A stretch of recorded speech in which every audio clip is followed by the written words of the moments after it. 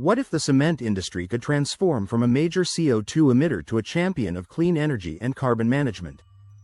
Cement production is the second largest industrial contributor to global greenhouse gas emissions, but a groundbreaking approach from the University of Michigan could change everything.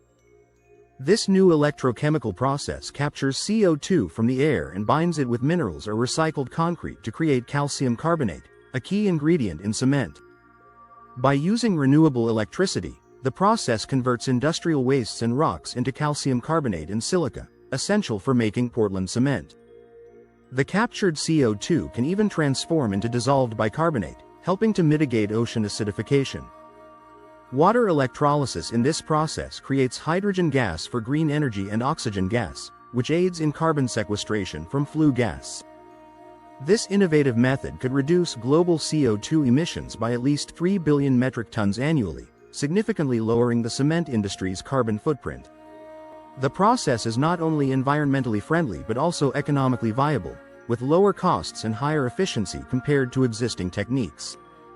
The technology requires minimal modifications to existing cement plants, making it easy for large cement businesses to adopt. This collaborative effort between top universities and research institutions marks a new era in sustainable cement production, turning a major polluter into a force for good.